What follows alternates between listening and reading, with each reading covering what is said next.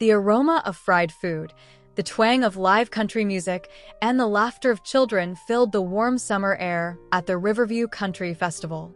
Food trucks lined the dusty fairgrounds, their grills sizzling with corn dogs and funnel cakes, while carnival rides painted streaks of color against the cloudless sky.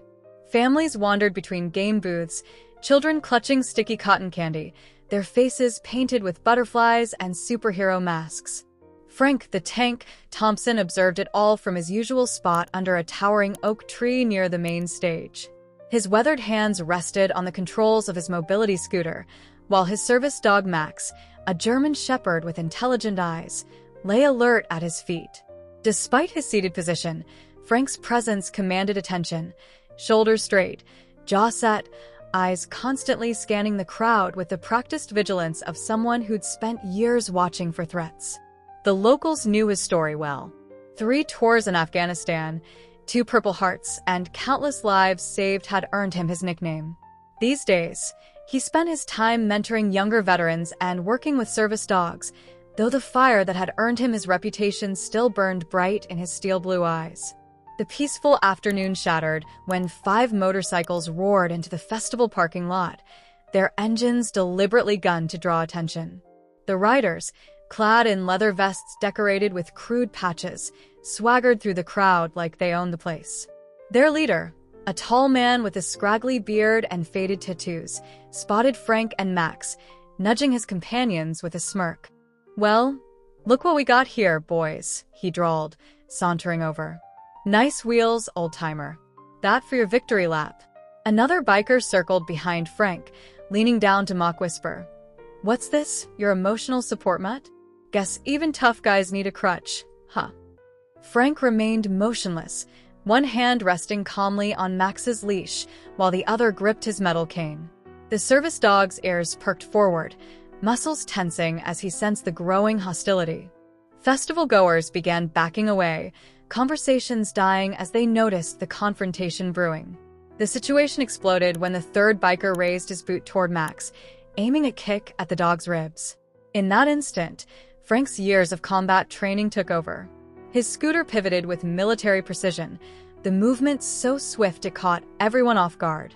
His cane flashed in the sunlight like a drawn sword, blocking the kick mid-swing. The tank was about to show these bikers why you never underestimate a Marine. Have you ever witnessed someone stand up against bullies? Share your story in the comments below. Don't forget to like and subscribe to support our veterans and hear more incredible tales of courage and determination. Together, we can honor those who served. The biker stumbled backward, his face flushing red with embarrassment and rage. His boot still tingled from where Frank's cane had deflected it, the precision of the block making it clear this wasn't just luck. The other bikers spread out instinctively, forming a loose semicircle around Frank and Max, their earlier mockery hardening into something more dangerous. "You're gonna regret that, old man," the leader snarled, reaching into his vest. Frank's eyes tracked the movement, noting how the other bikers shifted their weight, preparing for action. He'd seen that dance before, in narrow alleys of Kandahar and crowded markets in Helmand province. The players might change, but violence had its own universal language. "Last chance to walk away," Frank said, his voice carrying the kind of authority that came from years of commanding men in combat. "You can mock me all you want, but the dog stays out of it." His words drew murmurs from the growing crowd of onlookers, some already having their phones out to record what was happening. The leader barked a harsh laugh, but there was uncertainty in his eyes now. Something about Frank's calm demeanor had planted a seed of doubt. "What's the matter, boys?" he called to his companions, overcompensating with bravado. "Grandpa here thinks he can take all of us." Max remained perfectly still beside Frank's scooter, his training evident in how he waited for commands rather than reacting to the provocations. The dog's discipline seemed to unnerve the bikers even more than Frank's steady gaze. "You don't want this fight," Frank warned, adjusting his grip on the cane. The metal caught the sunlight again, and now some of the onlookers noticed the Marine Corps emblem engraved near its handle. "Walk away, and we can all enjoy the rest of the festival." Instead of backing down, the leader nodded to one of his companions, a younger man with a spiderweb tattoo on his neck. The man grinned and stepped forward, cracking his knuckles theatrically. "Time to teach you some respect, old-timer." What happened next seemed to defy physics. As the young biker lunged forward, Frank's scooter pivoted smoothly. The cane swept out in a precise arc, catching the attacker's ankle mid-stride. The biker's momentum carried him forward as his legs went backward, sending him face-first into the dirt with a surprised yelp. The crowd gasped, then cheered. The other bikers hesitated, their confidence visibly shaken. Their tough guy act had just been pierced by the reality that they'd picked a fight with someone who clearly knew what he was doing. "That's one," Frank said calmly, returning to his ready position. "Anyone else want to rethink their choices?" The leader's face contorted with rage.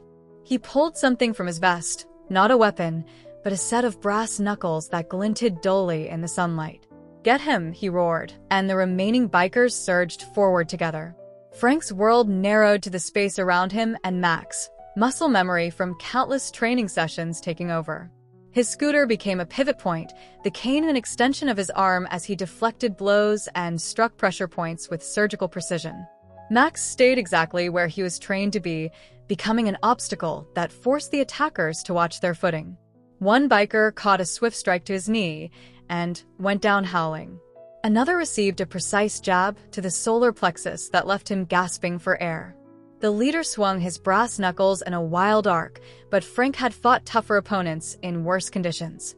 The cane met the man's wrist with a sharp crack, and the brass knuckles went flying into the dust.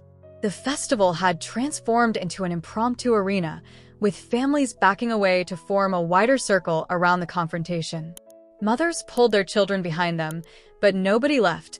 The sight of a disabled veteran standing his ground against 5 burly bikers had captured everyone's attention. "You're dead, old man," the leader spat, nursing his bruised wrist.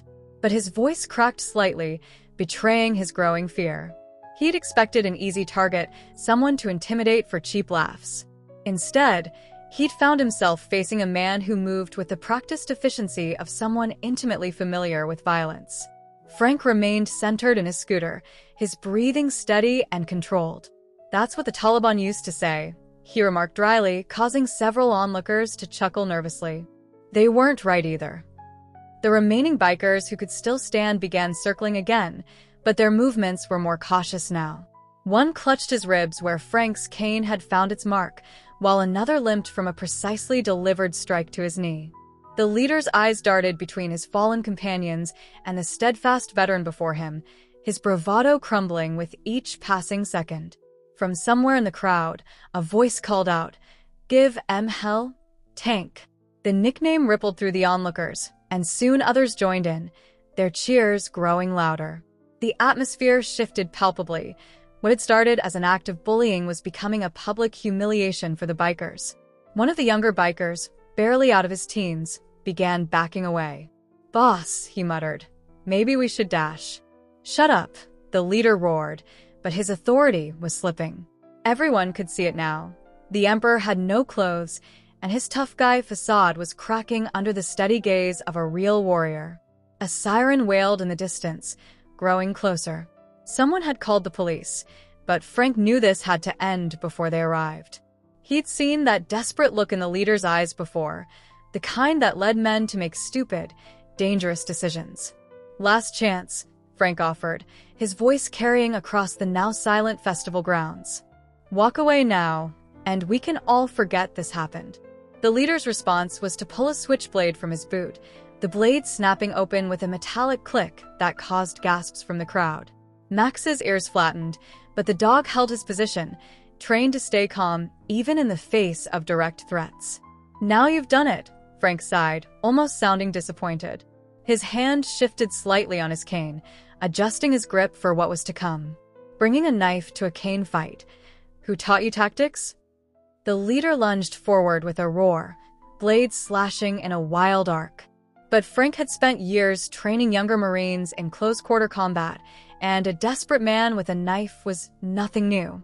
His cane moved in a precise pattern, catching the leader's wrist at exactly the right angle. There was a sharp crack, followed by a howl of pain as the knife went spinning into the dust. The leader collapsed to his knees, cradling his injured wrist while his remaining followers stood frozen in shock. But Frank wasn't finished. With movements that spoke of decades of training, he guided his scooter forward, positioning himself between the fallen knife and the bikers. 23 years in the Marines, Frank announced, his voice carrying across the hushed crowd. 15 of those training others how to handle themselves in a fight. I've faced down insurgents, survived IEDs, and earned every scar I carry. Did you really think a mobility scooter meant I was helpless? The festival grounds had fallen completely silent except for the distant music from the main stage. Even the children seemed to understand the gravity of the moment, watching wide-eyed as history unfolded before them. The young biker who had tried to back away earlier finally found his courage, not to fight, but to retreat. "I'm out," he declared, turning away from his leader. "This ain't what I signed up for." He began walking toward the parking lot, his footsteps seeming to echo in the tense silence. Another biker helped up his fallen companion, the one Frank had first taken down. They exchanged glances, then wordlessly followed their younger colleague's example. The leader watched them go, his face a mask of impotent rage and dawning realization that his authority had evaporated. Max remained alertly at Frank's side, his disciplined presence a stark contrast to the chaos that had just unfolded. A few feet away, the brass knuckles lay in the dust alongside the switchblade, sad testaments to the kind of threat these men had thought they could bring to bear against a disabled veteran. The sound of approaching sirens grew louder, and now police lights could be seen flashing at the festival entrance. The leader's remaining companion, the one nursing bruised ribs, tugged at his boss's leather vest. "Cops are coming, man. We gotta go." Frank watched them with the patient eyes of a predator who knew his prey was beaten. "Remember this moment," he called after them as they began their retreat. "Remember what happened when you thought you could prey on someone you assumed was weak. Remember that appearances can be deceiving, and that honor isn't about how tough you look, it's about how you treat others." The leader shot one final venomous glare over his shoulder, but said nothing as he limped away, supported by his last loyal follower. Their departure was a far cry from their swaggering entrance, and the contrast wasn't lost on anyone watching. As the bikers disappeared into the parking lot, the tension broke like a thunderclap. The crowd erupted in cheers and applause, surging forward to surround Frank and Max. Children pointed excitedly at the service dog, while their parents reached out to shake Frank's hand or pat him on the shoulder. Sheriff Dan's patrol car pulled up just as the last motorcycle roared out of the parking lot. The veteran lawman took in the scene, the scattered weapons in the dust, the cheering crowd, and Frank sitting calmly in his scooter, as though nothing unusual had happened. "Do I want to know?" the sheriff asked, approaching with a knowing smile. Frank shrugged, reaching down to scratch behind Max's ears. "Just a small disagreement about festival etiquette," he replied. "Nothing we couldn't handle." The sheriff nodded, years of friendship letting him read between the lines. "Anyone need medical attention?" "Not here," Frank answered, "though there might be some bikers looking for an ice pack and a good hand doctor in the next town over." The crowd had begun to disperse, returning to their festival activities, but something had changed. Parents were pointing Frank out to their children, speaking in hushed, respectful tones. The story was already spreading through the fairgrounds, growing with each retelling. The tank had defended not just himself and Max, but something larger, the idea that true strength wasn't about intimidation or violence, but about standing up for what's right, no matter the odds. As the excitement from the confrontation began to settle, the festival grounds transformed into an impromptu gathering of veterans and community members. They gravitated toward Frank's spot under the oak tree, drawn by both the story of what had just happened and a deeper sense of shared purpose. Jim Cooper, owner of the local hardware store and a former Navy SEAL, was the first to step forward. His weathered face broke into a knowing smile as he approached Frank. "Heard you had to teach some folks some manners," he said, pulling up a folding chair. "Reminds me of that night in Baghdad when we had to explain proper etiquette to those contractors." Frank's eyes crinkled with recognition. "As I recall, your explanation involved 3 pool cues and a very creative use of a bowling trophy." The two veterans shared a laugh that spoke of old memories and harder times. More people began pulling up chairs, forming a loose circle around Frank and Max. Sarah Martinez, who ran the veteran support group at the community center, arrived with paper plates loaded with festival food. "You missed lunch," she said, handing Frank a loaded hot dog. "And after that performance, you've earned it." The gathering grew organically, with each new arrival adding to the sense of community. Tom Wilson, a Vietnam veteran who rarely left his house, showed up leaning on his own cane. "Heard the tank was giving free self-defense lessons," he quipped, settling into a chair someone quickly offered him. "Figured I shouldn't miss it." Children darted between the adults, some shyly approaching Max to offer pets after getting permission from Frank. Parents used the moment to teach their kids about respect, service, and standing up to bullies. The lesson was all the more powerful because they'd witnessed it firsthand. Sheriff Dan returned from his patrol of the parking lot, notepad in hand. "Well, our friends won't be back," he announced, joining the circle. "Put out an alert to neighboring counties. Seems they've been causing trouble up and down the state line. You might have done more than just teach them a lesson, Frank." The festival organizers had made their way over too, headed by Mary Chin, whose father had served with Frank in Afghanistan. "We're dedicating tonight's fireworks show to our veterans," she announced. "And Frank, we'd be honored if you'd say a few words before the show." Frank started to decline, but the enthusiasm in Mary's eyes stopped him. He recognized something in her expression, the same look he'd seen in young Marines who needed to believe in something bigger than themselves. "All right," he conceded, "but keep it brief. Nobody comes to a festival to hear an old Marine ramble." The gathering continued to grow as afternoon shifted toward evening. What had started as a simple day at the festival had become something more, a reminder of the bonds that held their community together. Every few minutes, someone new would arrive with a plate of food, a story to share, or just a quiet nod of respect. As the afternoon wore on, the impromptu gathering became a living testament to Frank's impact on the community. Dave Peterson, the high school wrestling coach, arrived with his entire team in tow. "These boys needed to meet a real hero," he explained, his students crowding around to hear Frank's stories. The wrestling team's presence sparked something in Frank's memory. "You know," he said, addressing the young athletes, "wrestling helped save my life in Afghanistan." The teenagers leaned in, their earlier boisterous energy settling into rapt attention. "We were clearing houses in Kandahar," Frank continued, his voice taking on the quiet intensity of someone revisiting difficult memories. "Turned a corner and came face to face with an insurgent. No time to raise weapons. It came down to hand-to-hand combat.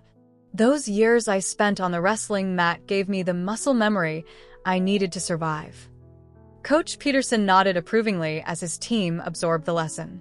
It wasn't just about sports anymore. It was about preparation, discipline, and the unexpected ways life's challenges could test you. Lisa Thompson, the local physical therapist who'd helped Frank after his injury, arrived with her family. Her teenage daughter Rebecca immediately went to Max, having helped socialize service dogs through Lisa's rehabilitation program. "Remember when Max was just a puppy?" she asked, scratching behind his ears. "Now look at him, a hero just like his handler."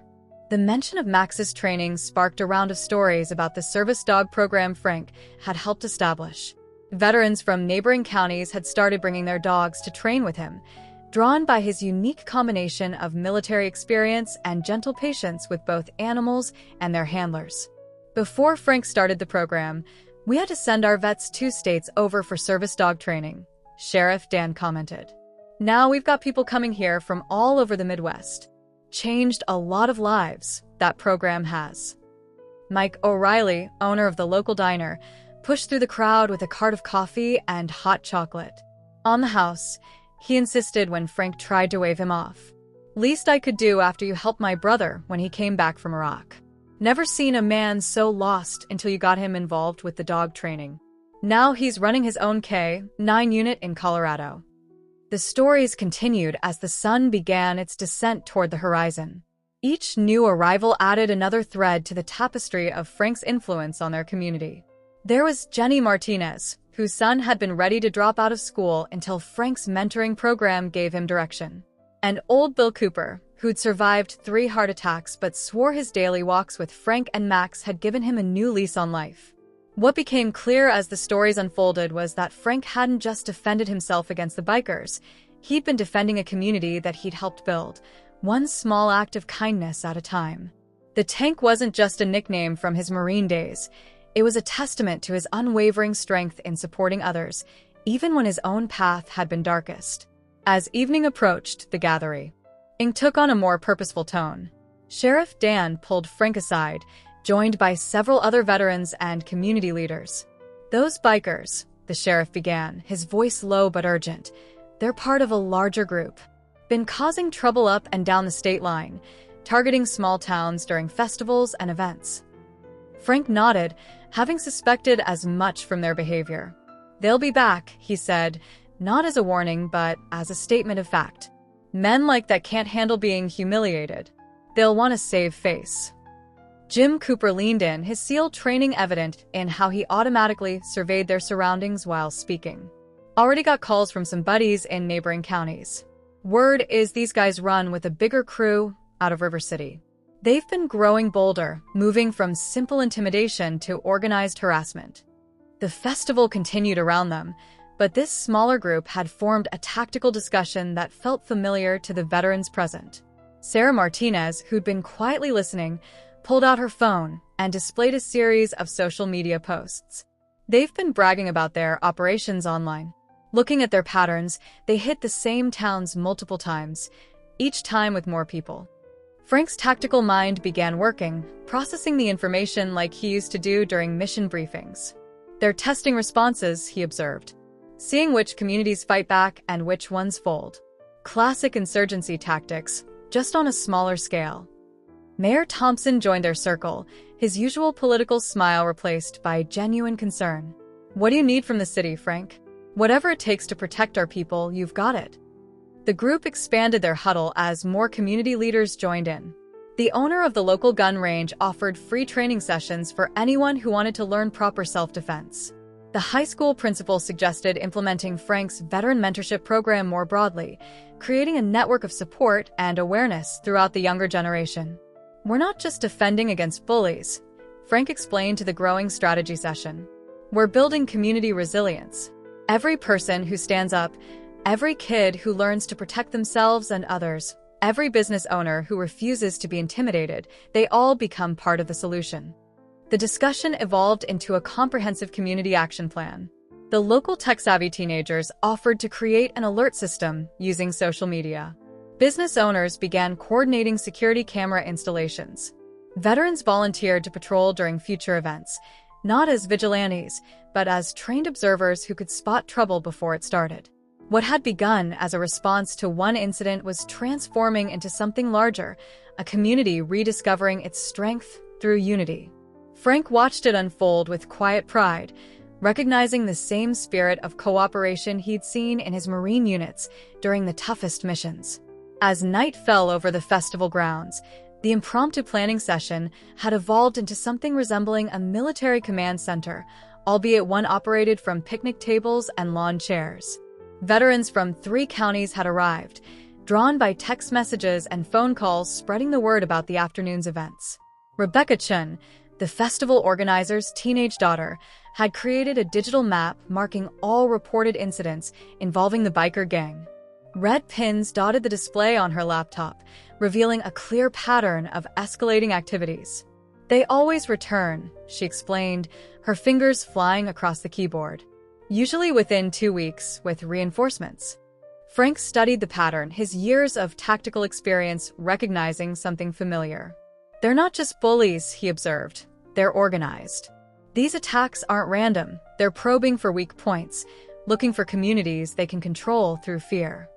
Carlos Mendez, who'd served as a communications specialist in Iraq, had already set up a secure channel for their growing network of veterans and allies. "Got contacts in every town within 50 miles, he reported. "First sign of trouble, we'll know about it." The festival's main stage had gone quiet, but the fairgrounds remained alive with purpose. Local business owners huddled with security experts, mapping out vulnerable areas and planning improvements. The high school wrestling team, inspired by Frank's earlier story, had volunteered en masse to join a new community defense training program. It's not just about physical defense, Frank explained to the gathered group. It's about showing them that this community can't be intimidated. Every person who stands up, every business that refuses to pay protection money, every kid who learns to help others, they're all part of the resistance. Sarah Martinez's veteran support group had transformed into a coordination center, with her social work background proving invaluable in organizing the community's resources.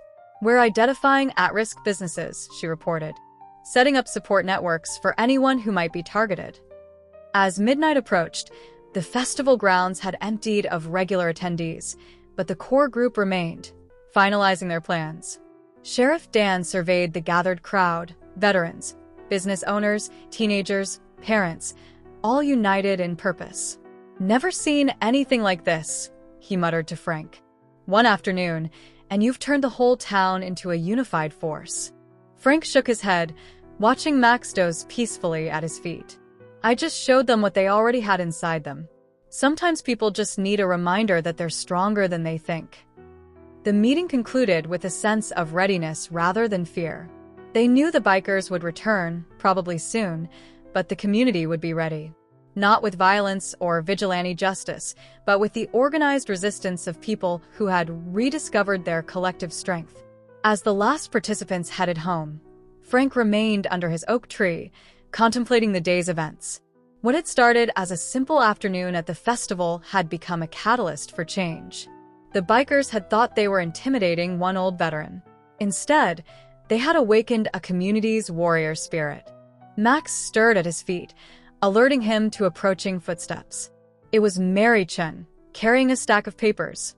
"The incident reports are ready," she said. "And Frank, thank you. Not just for today, but for showing us who we really are." Frank nodded, understanding the deeper meaning in her words. The tank hadn't just defended himself today. He had reminded an entire community of its own strength, its own worth. And in doing so, he had transformed a moment of confrontation into a renaissance of community spirit. 2 weeks passed quickly in Riverview. The festival grounds had returned to their usual quiet state, but the town itself hummed with nervous energy. Security cameras winked from newly installed positions outside shops. Veterans walked their service dogs in coordinated patterns through the streets. Teenagers on bikes casually patrolled neighborhoods, smartphones ready to alert their network. The attack, when it came, wasn't the subtle probing they'd expected. It was a full-force statement of intent. The rumble of motorcycles shattered the peaceful Saturday morning, not 5 or 6 this time, but 20 or more. They roared into town from 3 directions, their coordinated arrival making it clear this was no random gang ride. These weren't just the troublemakers from the festival, they'd brought reinforcements from multiple chapters. Frank was at the diner when the first bikes appeared, sharing his usual breakfast with Max and several other veterans. The dog's ears pricked up seconds before the engines became audible, and Frank noticed other service dogs in the diner doing the same. "Right on schedule," he remarked, calmly finishing his coffee. Around him, the veterans maintained their relaxed postures, but their eyes had taken on the sharp focus of combatants preparing for action. Through the window, they watched the first group of bikers roll past, counting silently. The diner's door chimed as Sheriff Dan stepped in, his face grim. "Spotted 3 separate groups," he reported, sliding into the booth. "They're making a show of force, riding past every business on Main Street." Frank nodded, scratching Max behind the ears. "Let them posture," he said. "It's what comes next that matters." The bikers made 3 complete circuits of the main business district, their engines deliberately thundering past shops and restaurants. Some rode slowly enough to peer through windows, making sure they were seen. Others revved their engines while stopped, the noise setting off car alarms and frightening birds from their perches. But Riverview wasn't the same town they'd terrorized at the festival. Shop owners stood in their doorways, arms crossed, cameras visible in their windows. Groups of veterans casually gathered on street corners, their service dogs alert but calm. Teenagers on bikes followed the motorcycle groups at a safe distance, documenting every move. The bikers finally congregated in the parking lot of the abandoned gas station at the edge of town. Their leader, sporting a fresh cast on his wrist, was new, bigger, and meaner looking than the one Frank had encountered at the festival. He gathered his crew around him, pointing toward various buildings while speaking forcefully. Frank watched through the diner window, reading the situation like a battlefield report. "They'll hit the outlying businesses first," he predicted. "Try to intimidate the ones they think are most vulnerable. Then they'll work their way in, expecting the town to fragment and give in piece by piece." Sheriff Don's radio crackled. "Got movement," a voice reported. 6 bikes heading toward the Chin family's grocery on Oak Street. Frank's mouth set in a grim line. "Right where we thought they'd start." He pulled out his phone, sending a brief text. Within moments, the quiet morning erupted into coordinated action. The Chin family's grocery store sat at the edge of town, making it an ideal first target. But as the 6 bikers roared into the parking lot, they found themselves facing an unexpected sight. A group of veterans, including Jim Cooper and 3 other former Special Forces operators, were already there, casually drinking coffee by their parked trucks.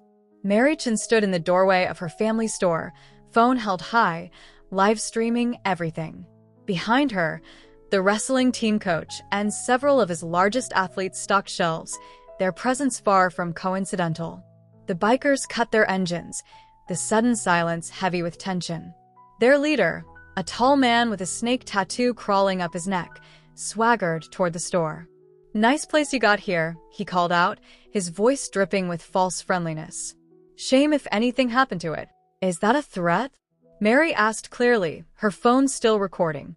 "Because I'd like to make sure I quote you accurately in the police report." The biker's face darkened. "Listen here, sweetheart dash. I'd reconsider your next words carefully," Jim Cooper interrupted, setting down his coffee. "The lady asked you a question." Meanwhile, across town, another group of bikers had surrounded Thompson's auto repair. They found old Bill Thompson seated in a lawn chair outside his shop, surrounded by half a dozen service dogs and their handlers.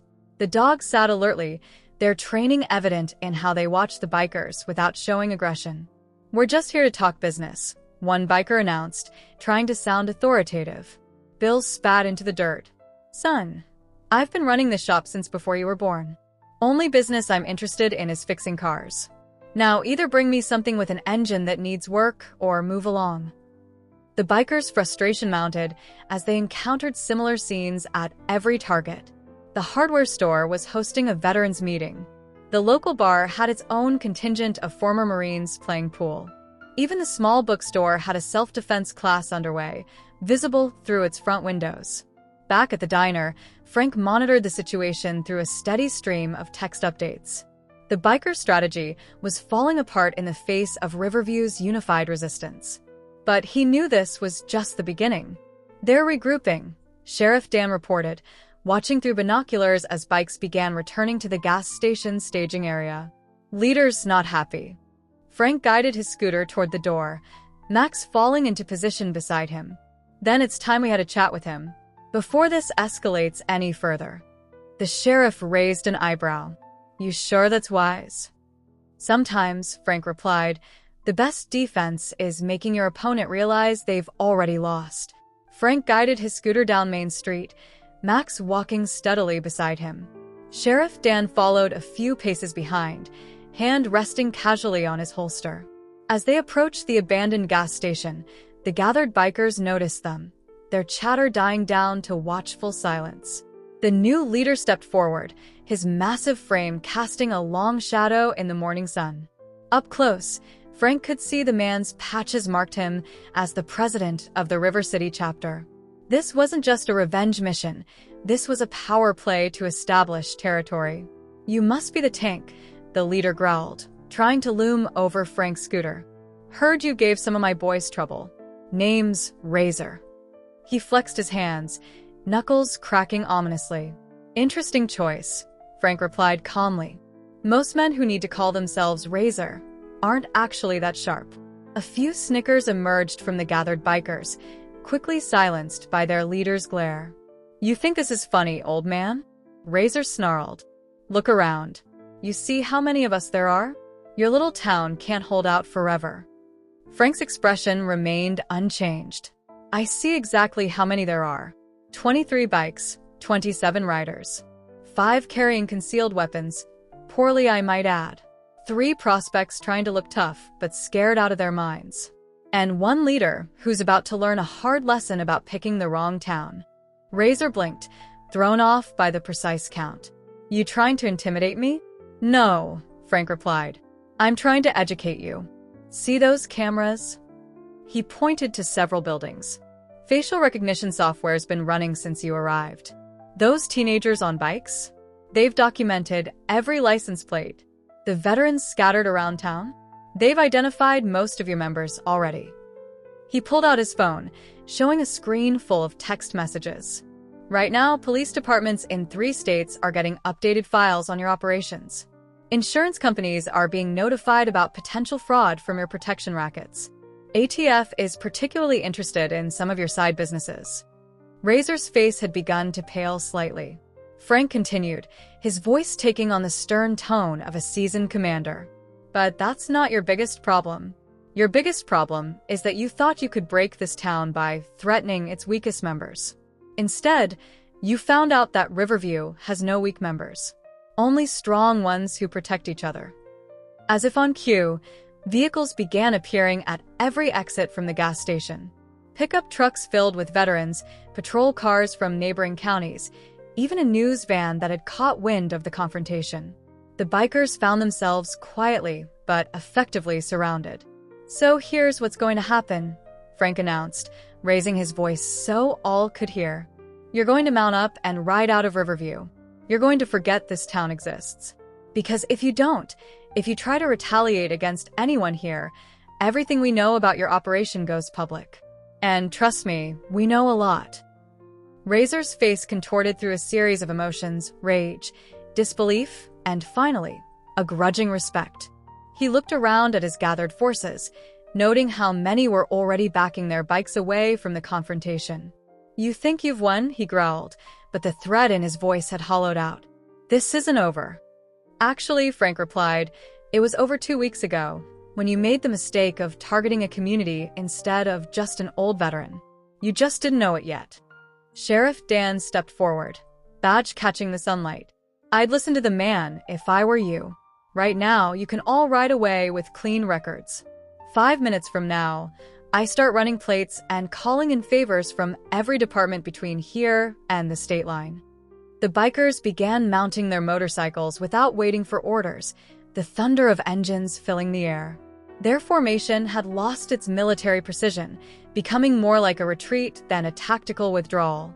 Razor stood his ground for a moment longer, locked in a silent battle of wills with Frank. You can't protect them forever, he said finally. You won't always be around. Frank smiled, but it wasn't a pleasant expression. That's where you're wrong. See, I didn't protect this town. I just reminded them how to protect themselves. And that's something they'll never forget. As if to emphasize his point, more vehicles appeared at the edges of the lot. Mary Chen's live stream had drawn dozens of residents who now stood watching silently, phones raised, documenting everything. The wrestling team had shown up in force, lined up beside their coach. Even old Bill Thompson had arrived, still in his lawn chair, now positioned in the bed of his pickup truck for a better view. Razor finally broke eye contact, swinging his leg over his bike. The roar of engines reached a crescendo as the gang prepared to depart. But before they could move, Frank raised his voice one final time. One more thing, he called out. Spread the word to other chapters. Riverview is off limits. All of it. The businesses, the people, even the streets you're sitting on right now. Because next time, we won't be having a conversation. The bikers peeled out of the lot in groups, their once intimidating exit now seeming more like a hasty retreat. The gathered crowd watched in silence until the last motorcycle disappeared around the bend, its engine noise fading into the distance. As the dust settled, Sheriff Dan holstered his weapon and turned to Frank. You know they might come back anyway. They might, Frank agreed, scratching Max behind the ears.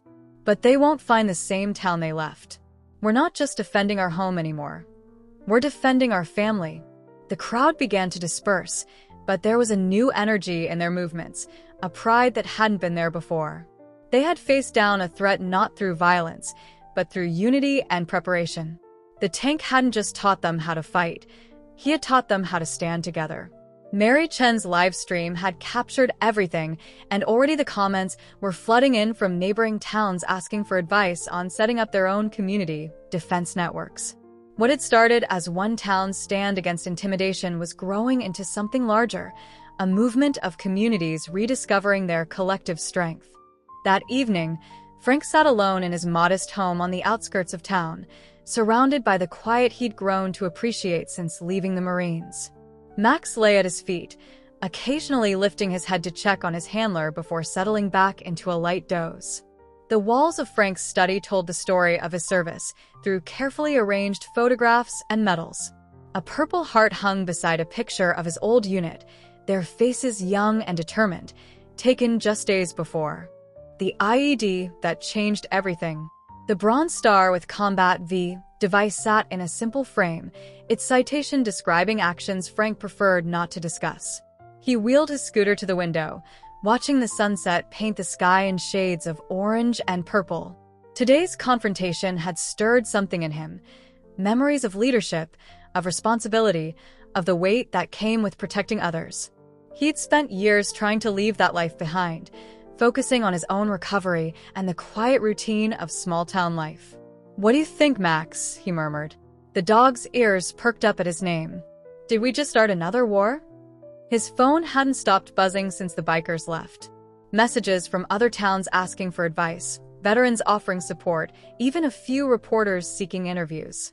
The quiet life he'd built was transforming, pushing him back into a role he thought he'd left behind. Frank reached for the bottom drawer of his desk, pulling out a worn leather journal. Its pages contained names, dates, and locations, a record of every veteran he'd helped since moving to Riverview. Some were success stories, others ongoing struggles. Each entry represented a promise he'd made to never leave another warrior behind. A new text message lit up his phone. It was from Sarah Martinez. 3 more towns reported biker activity. They're asking for your help setting up defense networks. Frank stared at the message, feeling the familiar weight of command settling back onto his shoulders. He'd chosen Riverview as a place to heal, to find peace after years of combat. Now the town had become something else, a symbol of resistance, a beacon for other communities facing similar threats. His fingers brushed against the Marine Corps emblem on his cane, tracing the eagle, globe, and anchor he'd worn with pride for so many years. The motto echoed in his mind, Semper Fidelis, always faithful, not just to the Corps, but to the principles it represented: honor, courage, commitment. Looking around his study, Frank's eyes settled on a particular photograph he usually avoided. It showed him standing tall in his dress blues, before the injury that put him in the scooter. Beside him stood Lieutenant Mike Rogers, both of them grinning after a successful mission in Helmand Province. 3 weeks later, Rogers would be gone, sacrificing himself to save their unit from an ambush. "We did it right, didn't we, Mike?" Frank whispered to the photograph. "Protecting our own, no matter the cost." He wheeled over to his desk and opened his laptop, where dozens of unread emails awaited his attention. Each one told a similar story. Small towns facing intimidation, communities looking for guidance, veterans seeking purpose. The situation with the bikers had opened a floodgate of similar tales from across the state. A knock at his door interrupted his thoughts. Max raised his head but didn't bark. He recognized the visitor. Frank called out, "It's open, Jim." Jim Cooper entered, carrying a folder thick with papers. The former SEAL's expression was serious as he laid the documents on Frank's desk. "Reports from our contacts in neighboring counties," he explained. "The bikers aren't just a gang, they're organized, targeting specific communities, testing responses. It's systematic." Frank nodded, unsurprised. He'd recognized military precision in their tactics, suggesting some of their members had service backgrounds. "They're using their training against civilians," he said, his voice hardening. "That's not all," Jim continued, pulling out more papers. "Remember Sarah's social media monitoring? She's found connections between these bikers and 3 other organizations. They're sharing intelligence, coordinating targets. This is bigger than Riverview. Frank wheeled to his wall of photographs, stopping at one showing his last deployment. His team had been tasked with helping local villages establish their own defense networks against insurgents. The parallels to the current situation weren't lost on him. "I came here to find peace," Frank said quietly, more to himself than to Jim. "Thought I was done fighting other people's battles." Jim moved to stand beside him, studying the same photograph. "Maybe peace isn't about avoiding conflict," he suggested. "Maybe it's about knowing which battles are worth fighting." Frank's hand found Max's head, drawing comfort from the dog's steady presence. The service dog had been part of his healing journey, but also a symbol of his ongoing commitment to helping others. Every veteran he'd paired with a dog, every training session he'd led, every late-night call he'd answered, they were all extensions of the same mission he'd lived in the Marines. The night deepened as Frank and Jim pored over the reports, mapping out the bikers' patterns on a large state map spread across the desk. Each incident represented a community under threat, a pattern of intimidation that had gone unchallenged for too long. "Look at this," Jim said, pointing to a cluster of markers.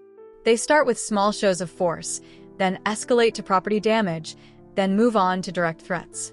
But they've never faced organized resistance before Riverview." Frank's tactical mind engaged, seeing the bigger picture. "They're counting on isolation," he observed. "Each town thinking they're alone, too scared to reach out for help. Just like the insurgents used to do, divide and conquer." His phone buzzed again. This time it was a video message from Mary Chen showing their live stream from earlier had gone viral. Comments poured in from across the country, with other communities sharing similar stories and asking for advice. "We could help them," Jim suggested carefully, watching his friend's reaction. "Set up a network, share what we've learned, turn their strategy against them." Frank wheeled to his bookshelf, pulling out an old military field manual on counterinsurgency operations. "It's not just about physical defense," he mused, flipping through the worn pages. "It's about building resilience, creating connections between communities, making them stronger together than they are alone." The weight of the decision pressed on him. He'd spent years trying to leave the warrior life behind, focusing on his own healing. But maybe that had been the wrong approach. Maybe his experience, his pain, his journey, maybe it could all serve a greater purpose. "When I first came to Riverview," Frank said, looking at a picture of himself with his first service dog training class, "I thought I was done leading. Thought I'd find peace in staying quiet, keeping to myself. But today, watching our town stand together." He trailed off, emotions threatening to overwhelm him. Jim waited patiently, understanding the struggle. Every veteran faced this moment differently, the point where they had to decide whether to let their service end or find new ways to continue it. Max stood up suddenly, pressing his nose against Frank's hand. The dog's training allowed him to sense his handler's emotional state, offering comfort when needed. Frank smiled, scratching behind the shepherd's ears. "You know what Lieutenant Rogers used to say?" Frank asked, looking back at the photograph of his fallen friend. "The greatest honor we can do for those we lost is to keep serving, keep protecting, keep fighting for what's right." The decision crystallized in Frank's mind with the clarity of a mission objective. He wheeled to his desk and opened his laptop, pulling up a blank document. "We'll need a structure," he said, his voice taking on the familiar tone of a combat leader. "Training protocols, communication networks, response strategies." Jim straightened instinctively, recognizing the shift in his friend's demeanor. "Like building a QRF for civilians?" "Better," Frank replied, fingers moving across the keyboard. "We're not just creating a reaction force, we're building a community defense network. Every town that joins makes the whole network stronger. The bikers want to isolate and intimidate? We'll show them what happens when communities stand together." He paused, looking at the wall of photographs that chronicled his journey. Each image told a story of service, sacrifice, and survival. But now he saw something new in them, not just memories of what was lost, but blueprints for what could be built.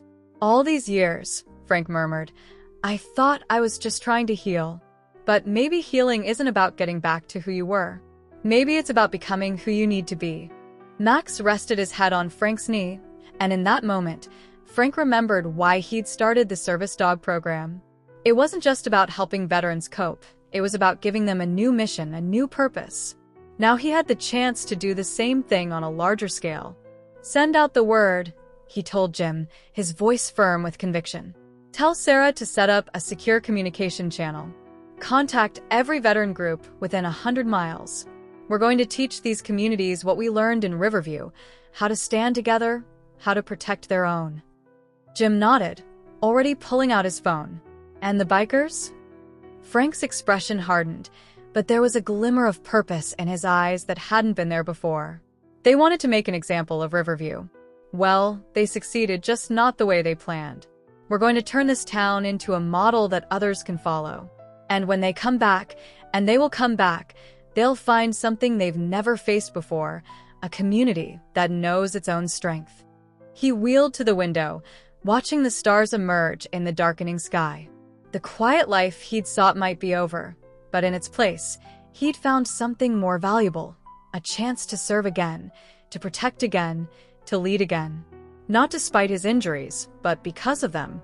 Not despite his past, but because of it. The tank was back in the fight, not with weapons or violence, but with something far more powerful, the ability to unite communities, to transform fear into strength, to show others that they were never alone in their struggles. And somewhere, he was sure Lieutenant Rogers was smiling. The thunderous roar of motorcycles echoed through Riverview 3 months after the first confrontation. But this time, the sound came not from threats, but from allies. Veterans motorcycle clubs from across 3 states rolled into town, their leather jackets bearing patches of honor rather than intimidation. They came in response to Frank's call, each group representing a community that had chosen to stand against the rising tide of organized intimidation. Frank watched from his usual spot under the oak tree as the riders gathered in the festival grounds. Max sat alertly beside him, his ears tracking each new arrival. The morning sun glinted off chrome and polished metal, highlighting the diversity of the assembled force. Former Marines, Army Rangers, SEALs, and countless others who had answered the call to serve once more. Sarah Martinez approached, tablet in hand. "Latest intel confirms it," she reported. "Razor's gathering his forces. Multiple chapters converging on River City. They're planning something big." "How many?"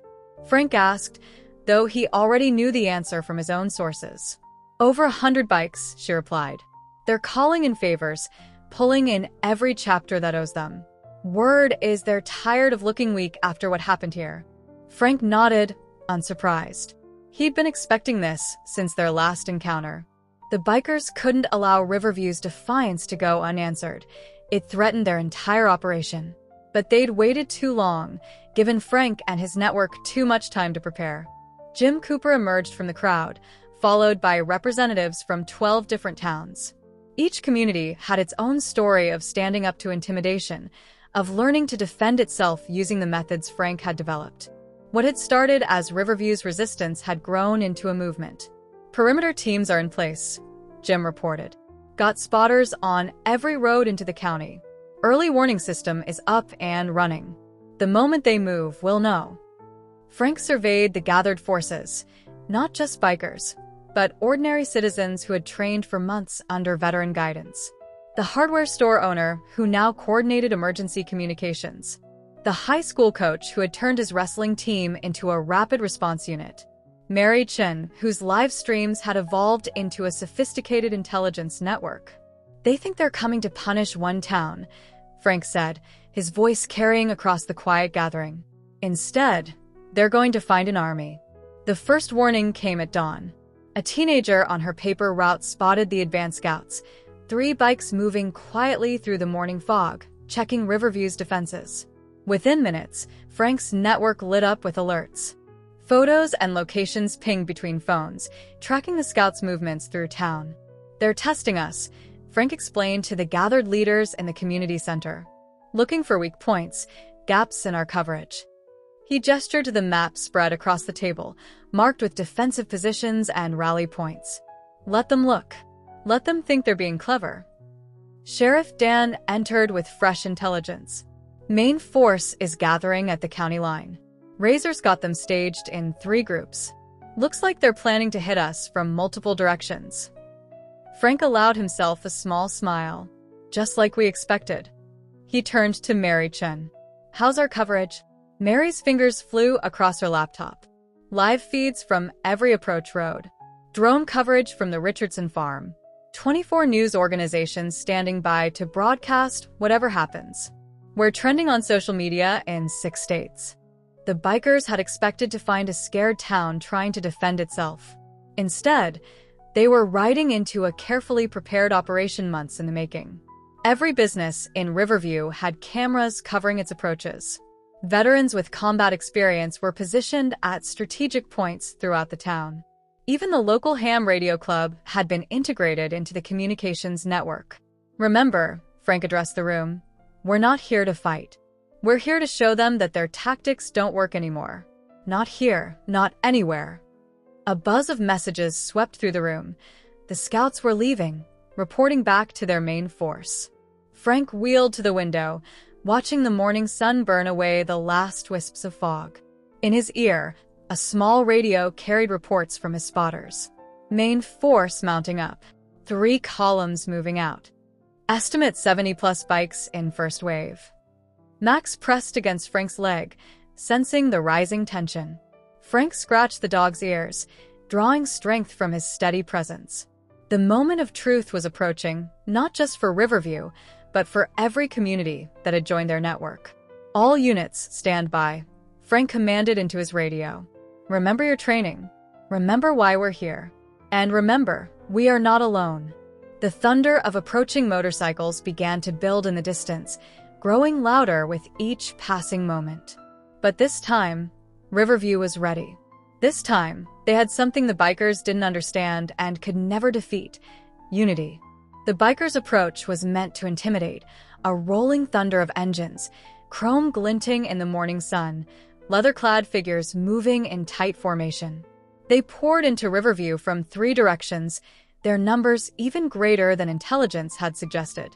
Razor led the main column down Main Street, his massive frame recognizable even at a distance. But Riverview met their show of force with eerie calm. Streets that should have been filled with panicked citizens instead stood empty, strategically so. Every business was open, lights on, cameras rolling, but no one rushed to hide or flee. The only movement came from people calmly filming from windows and doorways.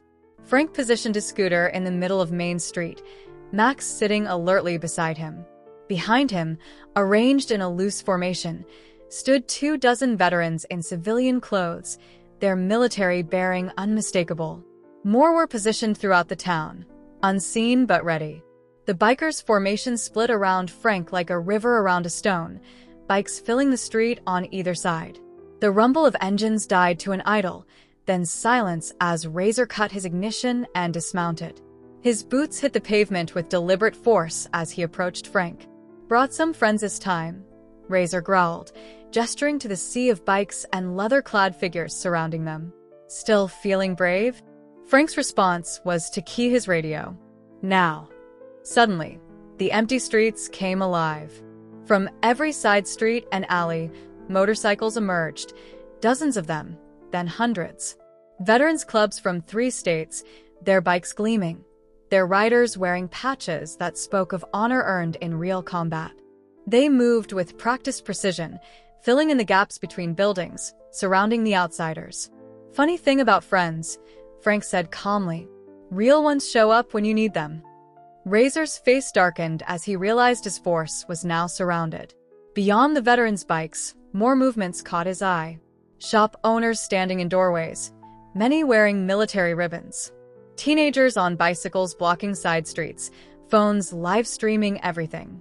Even the high school wrestling team was visible, stationed strategically around the perimeter. "You think numbers scare us?" Razor snarled, but there was a note of uncertainty in his voice.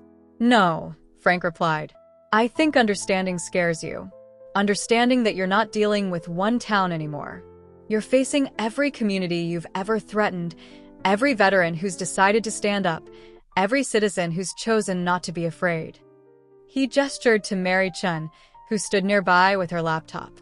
Right now, this is being broadcast live across the country. Every town you've terrorized is watching. Every law enforcement agency is recording. And every community that's joined our network is ready to share what they know about your operations. The tension in the air was electric as Razor processed the situation. His carefully planned show of force had been transformed into something else entirely, a demonstration of his own vulnerability. Razor's hands clenched into fists as he looked around at the trap he'd ridden into. His bikers were now effectively surrounded, outmaneuvered, not just physically but strategically. The intimidation tactics that had worked so well in other towns had been turned against them. "Let me show you something," Frank said, nodding to Mary. She turned her laptop around, displaying a map dotted with hundreds of points of light. Each of these represents a community that's joined our network. Each one sharing intelligence, supporting their neighbors, standing together. You haven't just united Riverview against you.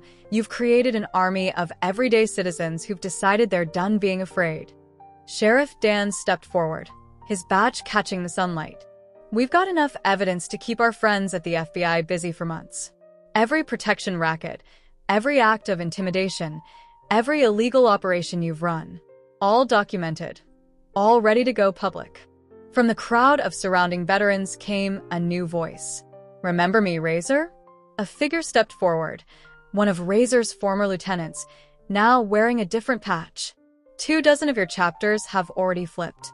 We're done being the bad guys." The reality of their situation began to sink in among the gathered bikers. Some were already backing their bikes away, sensing the changing tide. Others looked to Razor, with uncertainty, waiting to see how their leader would handle defeat. Frank wheeled his scooter closer to Razor, Max moving smoothly beside him. "You've got two choices," he said, his voice pitched to carry to everyone. "You can leave Riverview now, permanently, and take a long, hard look at what you've become. Or you can try to fight and watch your entire organization crumble in front of rolling cameras." "You think this changes anything?" Razor spat, but his voice lacked conviction. "It already has," Frank replied. "Look around. Every person you see represents thousands more who've decided to stand up. You're not just facing one old Marine in a scooter anymore. You're facing an idea, and ideas are bulletproof." The silence that followed was broken by the sound of motorcycles starting up, not in aggression, but in retreat. One by one, Razor's followers began to pull away, their once intimidating formation dissolving into scattered groups. Razor stood alone now, his massive frame seeming somehow smaller. He looked at Frank, then at the cameras recording everything, and finally at his departing forces. Without a word, he turned and walked back to his bike. "Remember this moment," Frank called after him. "Remember what real strength looks like. It's not about how many people you can frighten, it's about how many you can inspire to stand together." The thunder of motorcycles filled the air once more, but this time in victory as Razor and his remaining followers rode out of Riverview for the last time. The gathered defenders watched them go, not with celebration but with the quiet satisfaction of those who had faced down darkness and emerged stronger. Frank keyed his radio one final time. "All units, stand down. Mission accomplished." He reached down to scratch Max's ears, feeling the tension of the confrontation begin to fade. "Good boy," he murmured. "We did it." The tank had led his final battle, not with violence but with unity, not with weapons but with wisdom. And in doing so, he had helped transform not just one town, but an entire network of communities that would never again face their fears alone. The story of Riverview's stand spread across the country like wildfire. News outlets picked up Mary Chen's livestream footage, broadcasting the confrontation to millions. Social media exploded with clips of the moment Razor's forces found themselves surrounded, with commentators praising the community's innovative approach to dealing with intimidation. A week after the showdown, Frank sat in his usual spot at the diner, sharing breakfast with Max and watching his town embrace its new reality. The parking lot was filled with vehicles from out of state, community leaders who had come to learn from Riverview's example, veterans offering to help expand the network, even a few documentary filmmakers seeking to tell the story. "You've started a movement," Sarah Martinez said, sliding into the booth across from him. She pushed a tablet across the table, showing a map lit up with new points of light. 30 more communities joined the network yesterday alone. They're calling it the Riverview Model, a blueprint for standing up to intimidation through unity and preparation. Frank nodded, taking in the expanding network displayed on the screen. What had started as one town's resistance had grown into something he could never have imagined when he first moved to Riverview seeking peace and quiet. The bell above the diner's door chimed as Jim Cooper entered, followed by a group of veterans from neighboring states. They were part of the new training program, teaching other communities how to set up their own defense networks. The pride in their bearing was obvious. They had found a new way to serve, a new mission that gave purpose to their civilian lives. "Latest reports from River City," Jim announced, joining them at the booth. "Razor's organization is falling apart. Too many chapters switching sides, too much evidence coming to light. The FBI's having a field day with the intel we gathered." Frank watched a group of teenagers bike past the diner window, their phones ready as always, part of the early warning system that had become a model for other towns. They waved at him as they passed, these young citizens who had learned that courage wasn't about fighting, but about standing together. Main Street had transformed in the weeks following the confrontation. What had once been just another small-town thoroughfare now buzzed with renewed energy. The Chin Family Grocery had become an unofficial welcome center for visiting community leaders, their back room converted into a training space where Mary taught other towns how to set up their own surveillance and communication networks. The old gas station where the bikers had staged their final stand was being renovated, transformed into a community center dedicated to veteran services. Local businesses had donated materials and labor, turning the once-abandoned space into a symbol of renewal. Frank found himself busier than he'd ever been during his retirement. Communities across the state sought his guidance, but he made sure to keep his methods focused on empowerment rather than dependence. "We're not here to fight your battles," he would explain to visiting leaders. "We're here to show you how to stand together." The service dog program had expanded beyond his wildest expectations. Veterans from across the country brought their expertise to Riverview, combining their military experience with Frank's community defense strategies. The sight of handlers training with their dogs in the park had become a daily reminder of how healing and protection could go hand in hand. Sheriff Dan's office had become a hub for law enforcement agencies studying the Riverview model. "It's not about confrontation," he explained to a group of visiting officers. "It's about creating an environment where intimidation can't take root. When communities stand together, bullies lose their power." One morning, as Frank guided his scooter along his usual patrol route with Max, he encountered a familiar face, the young biker who had been the first to walk away from Razor's gang. The young man stood nervously on the sidewalk, his leather vest now bearing a different kind of patch. "I've been working with other chapters," the former biker explained, "showing them there's a better way. Some of them are veterans themselves, just lost their way after coming home. Your program, it's giving them a chance to be heroes again instead of villains." The annual Riverview Country Festival returned, exactly 1 year after the confrontation that had started it all. This time, the grounds were filled not just with local families, but with visitors from dozens of networked communities. The festival had become a gathering point for those who had embraced the Riverview model, a celebration of unity and resilience. Frank found himself back under the same oak tree where he'd first faced down the bikers, but the scene couldn't have been more different. Instead of tension and threat, the air was filled with music and laughter. Max lay contentedly at his feet, occasionally accepting gentle pets from passing children who now knew to ask permission first. "Hard to believe it's been a year," Mary Chin said, joining him with 2 cups of coffee. Her live streaming channel had evolved into a nationwide platform for community defense strategies, reaching hundreds of thousands of followers. "Remember when we thought we were just protecting one small town?" Frank accepted the coffee with a nod of thanks. "Sometimes the biggest changes start in the smallest places," he replied, watching a group of veterans leading a self-defense demonstration near the main stage. The participants weren't learning how to fight. They were learning how to stand together, how to support each other, how to transform fear into strength. Sarah Martinez approached with a tablet displaying the latest network statistics. Over 500 communities had adopted the Riverview model, creating an interconnected web of support that stretched across multiple states. Reports of organized intimidation had dropped dramatically in areas where the network operated. The FBI's final report came in, Sarah announced. Razor's organization is officially disbanded. Most of the chapters have either dissolved or transformed into legitimate motorcycle clubs.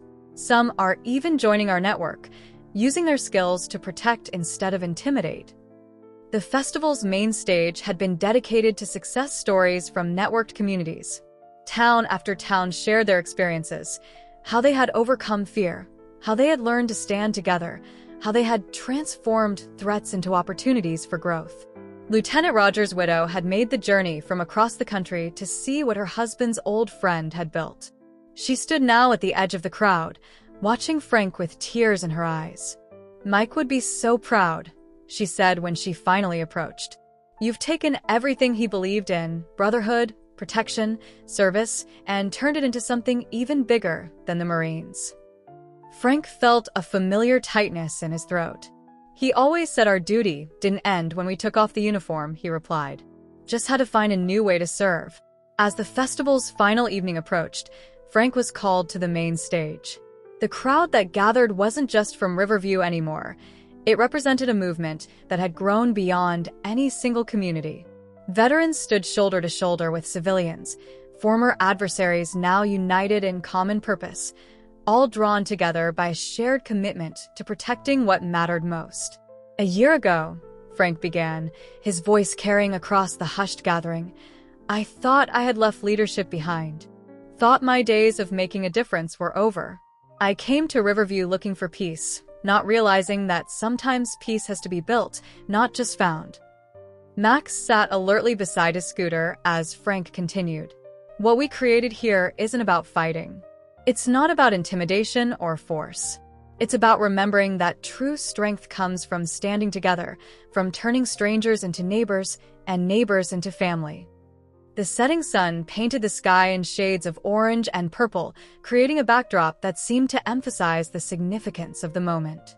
In the crowd, Frank could see faces from every chapter of his journey: the veterans who had found new purpose, the teenagers who had learned the meaning of civic duty, the business owners who had discovered their courage.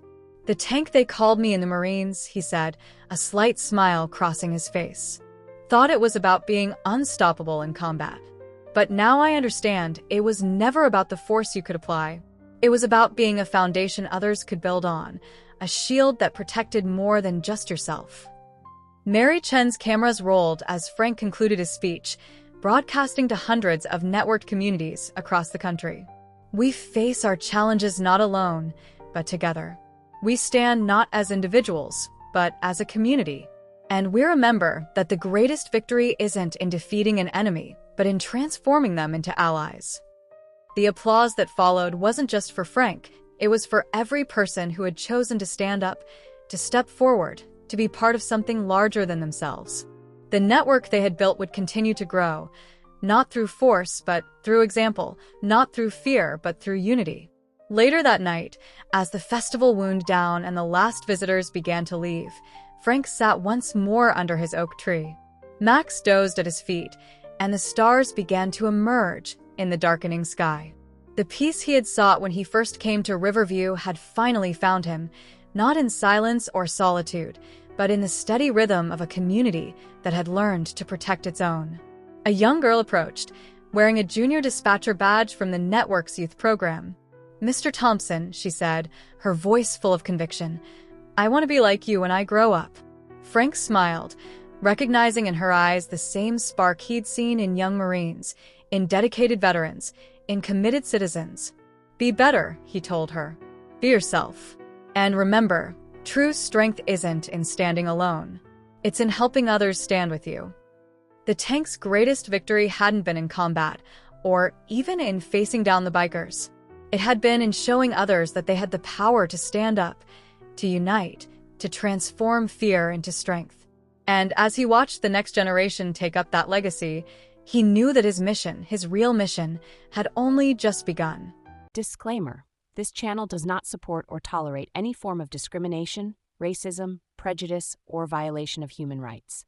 The stories presented here are original and created by the author with the aim of promoting reflection, awareness, and dialogue.